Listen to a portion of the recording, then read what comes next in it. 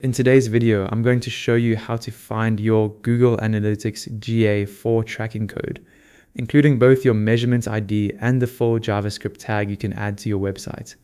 To get started, open Google Analytics and sign in to the account connected to your website.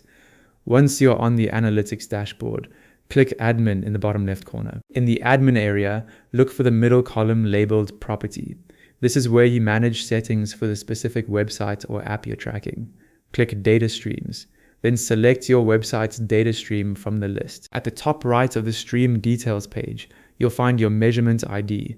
It begins with GA, and this is the ID commonly used when connecting Google Analytics to platforms, plugins, or integrations that ask for a GA4 tracking ID. Quick side note, for more practical Google Analytics tutorials, subscribe to Ecom Control. If you need the complete tracking script instead of just the measurement ID, scroll down to the Google Tag section and click View Tag Instructions. From here, choose Install Manually. Google Analytics will display the full JavaScript tracking code block. You can copy this entire code snippet and paste it into your website wherever your platform requires the Google tag, typically in the site's header section.